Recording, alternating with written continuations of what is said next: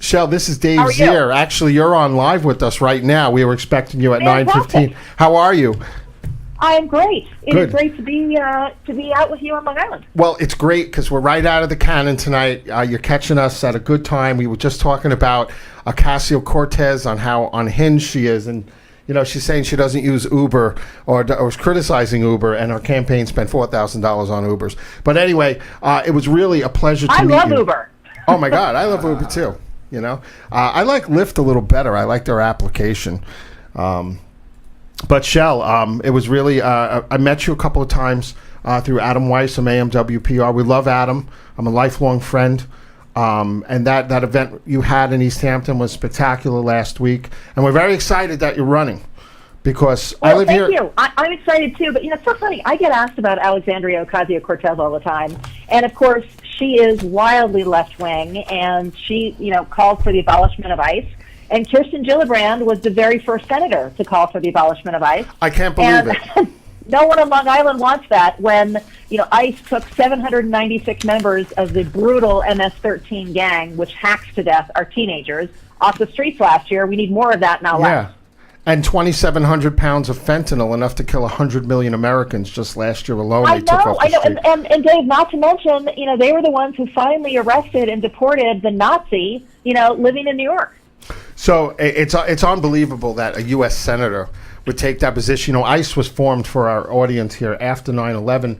I lost good friends in 9/11, and Long Island lost 454 Long Islanders. How dare this woman at this level of government just says, don't obey the law. So tomorrow when I decide not to obey the law, do I still get arrested, Shel? I mean, it's crazy. You actually do, but it's funny. One of the things that I think has been somewhat overlooked in Alexandria's win is I actually think one of the reasons she won is that she was running against a career politician, Joe Crowley, yes, who had forgotten about his constituents and was thinking about higher office, in his case, Speaker of the House. So I think it's very much the same thing. It's scary. I'm running against a career politician, Kirsten Gillibrand, who's thinking about running for president rather than the people of her state of New York. Well, I call them the part-time social justice warriors. They protest by day and mommy washes their laundry at night. So, she grew up in a brownstone in Westchester. Her father was an architect, So anyway, I don't want to concentrate too much on that because your race is more important. And, it's so critical that we get rid of Kirsten Gillibrand. And I'm sorry I can't talk very well today. I was telling my audience I bit my tongue really bad. How did you do that? Oh, my God. I was driving and somebody cut me off, and it was horrible. And you were yelling, and then the next thing you knew, you were bleeding? Yeah, it was pretty bad. I need a triage. So anyway, we got to get rid of. So Kirsten Gillibrand sponsored 320 pieces of legislation and only got one through. Is that correct? Yes, I think it's 305. But to be honest, she sponsors things all the time. So actually, your number may be closer.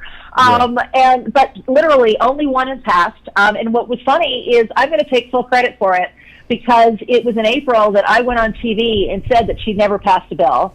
And in April, she put forward this legislation. Oh, they gave her one? It's to rename a post office. So congratulations. I mean, I don't think that should even count as passing legislation. I think we should rename. But that's what she did in her 11 and a half years in Washington, 4 of them in the majority. 2 years as a House member, 9.5 years as a senator. She got one bill passed to rename the post office. The Democrats... clearly, New York needs and deserves better, and that's why my website is firegillibrand.com. Yeah, I think we should rename the Tappan's, the Andrew Cuomo Bridge, the Chele Farley Thruway Bridge. So listen, this is so crazy. So... there was an article. Well, I've already got a post office named for me.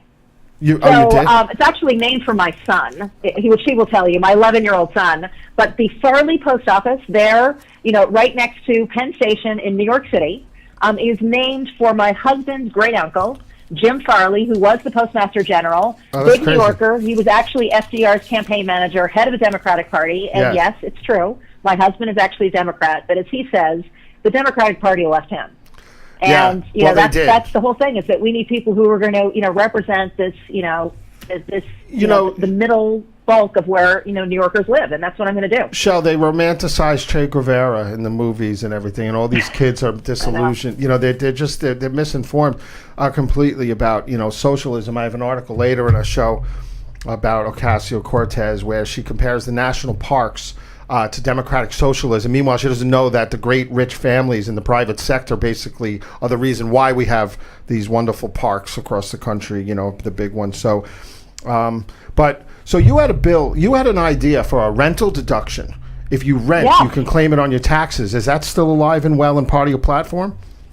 It is very much alive and well and a key part of my platform. Well, New York got hurt by this tax bill. Kirsten Gillibrand sat on her hands and did nothing. I mean, the tax bill was good for so many people, but frankly, it could have been better. And it's ridiculous that she did absolutely nothing. And my answer is you should have negotiated a better deal. All right? I mean, having a $10,000 cap for your state and local, and property taxes is way too low when they've done a study of the highest property taxes by county in the entire country. And I am sad to report that 9 of the top 10 were all in New York. Number one, Westchester. Average property tax bill in Westchester, $19,000 a year. And I'm in the construction industry, so I get it. But I think New York State has been so irresponsible. Hey, look, we've got to at least double that, but we've also got to give parity for renters. Yeah. Why is it that only homeowners can deduct the interest on their mortgage and their property taxes? Instead, I know so many people who are renting, they can never save enough for a down payment. They can't pay off their student loans. And here's a real opportunity. So I said, let's give them, close to parity. I think it's brilliant. $3,000 a month, $36,000 a year. Mm-hmm. You could deduct off your federal taxes, up to that amount for whatever you pay in rent. It will make a huge difference, and I think it's fair and reasonable, and it will help get rid of this outrageous imbalance that New York State taxpayers send $48 billion more to Washington than we get back. We need to send less, and this is one way to do it. Well, I'm here on Long Island. We pay 25% to Albany. We get 13% back in funding. So it's really bad here. So you got 71 days left in this race. How do you get your message out? And what do you got planned for the next month? The secret is, look, listeners, please, go to my website at chelfarleyforsenate.com, or as I said, the easier one to remember is firegillibrand.com, and sign up for the newsletter and then spread the word. Tell all your friends. I mean, I actually think we have a real opportunity here because Kirsten Gillibrand has literally done nothing for the people of New York. Yeah. And New York deserves somebody who's going to work hard for them and get things done. I can't believe... I've said this constantly, that, Chuck Schumer is the minority leader, but we need somebody who can work with the administration, and work with the majority. And wouldn't that be great? A Republican senator could actually work with a minority leader and get so much more done for New York than we're getting right now, which is nothing. I can't believe she tried to distance herself from the Clintons, and then she made up with them, and she's back and forth just for political expediency. And I can't believe... that the Democratic Party really has no values, that they can just, they're your friends, just for votes. And I know it goes on both sides, but it's worse in the Democratic Party. I got to tell you, I wanted to bring something up to you also. Can you tell us a little bit about yourself and where you come from? And I know you're from the private sector and you went for Stanford. Can you tell us a little more?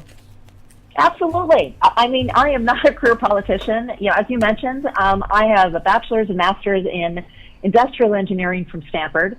So infrastructure is near and dear to my heart. This is actually one of the big reasons I got involved in this race. I was horrified to discover how much money we were losing. And I want to improve our infrastructure, and they're like, well, there isn't enough money. Actually, there is enough money, and it's our money. And so my background is engineering, and then I worked, in finance for the last 25 years. I have never run for office. I was the finance chair for the Republican Party in New York City, and I kept traveling around the state, and people kept saying, oh, you really should run for office. I'm like, it's not a good time, maybe in the future. And then somebody was more specific saying, well, we really need somebody with, your background to run against Kirsten Gillibrand. And again, I said, I just don't think it's a great time. And I went home and I mentioned it to my Democratic husband, and he's like, call them right back and tell them yes. Well, So this is crazy. You are always complaining about the dysfunction in Washington, as evidenced by not one but two government shutdowns. we need more Here's people. your opportunity to really do something. No one else is talking about all this money that we lose. We need more people And- from the private sector, for sure. We do. And look, I was in another big issue. Difference that between Kirsten Gillibrand and myself is our positions on Israel. I mean, I was in Israel in May for the 70th anniversary, met with Ambassador Friedman right before the embassy moved, and he was talking about how the embassy got moved.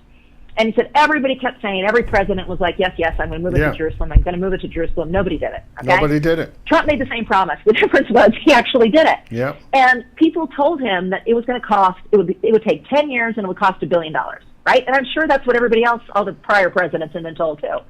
The difference here is that Ambassador Friedman said, well, we already have a consulate in Jerusalem. Why don't we just slap the word embassy on it and call it a day? And that Yeah. is effectively what they did. And that is this outside the box, business person, let's just get it done mentality that we need more of, and that is what I will bring to Washington. Well, I'm sure you will, and I'm very excited to hear you speak like this because, I'm in business for 30 years, and I'm a builder by trade, and I do TV and radio as a political commentator. But, 2016 was our worst year in 40 years of business in commercial real estate. The Dodd-Frank Act strangled business. We're in Suffolk County. It's a very high tax area. Nobody could buy a building. Nobody could get a mortgage. The feds were breathing down the backs of the banks. So I could tell you firsthand that there is no doubt that since Trump's election, my business is up about 70%. Wow. And we're back in the saddle because from 2008, even though we had the financial crisis, I don't think Obama did anything to get at, to help propel it along outside his stupid $1 trillion infrastructure bill, which basically the states just grabbed. So. We're very excited about it, and I know, not only am I strong in national defense, and we have, we're patriots and all that. The economy is so much better. Look at Texas.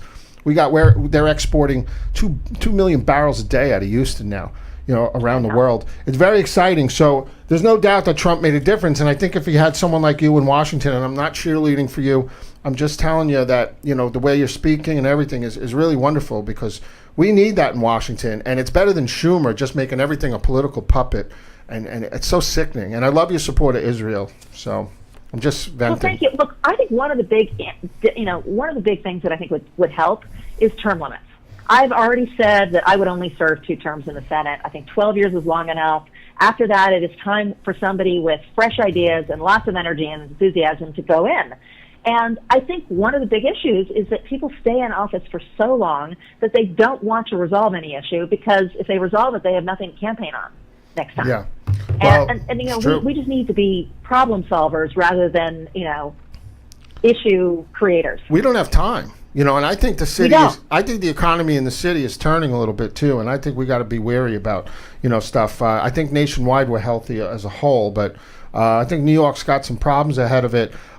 Is there anything you want to leave our audience with tonight? I don't want to take up your whole night. I know it's late. I'm sure you're tired from the week and your big week ahead. What do you want to share with our listeners tonight, Chele? Well, no, absolutely. That everybody needs to come out and vote in November. I mean, it is absolutely critical that, people make sure that their voices are heard and that we really can make a difference. If you want to change, and if you want to lower your taxes, then you need to get out and vote on November 6th. Well, we will be doing just that. And if there's any hot issues, can I reach out to you in the future? We've got an audience that's nationwide. We're on internet radio. We're broadcasting, all over the place. And I think our listeners are interested in your message. Absolutely. Dave, I would love that. Please. I'm happy to come on. And yes, for everyone, have a wonderful, happy, and safe Labor Day. Chele, thank you so much. And we look forward to following what you got going on. It's very exciting. Absolutely. You can check out firegillibrand.com to learn more. We'll do that right away. Have a great one. Thanks, you too. Bye-bye. Bye, Chele.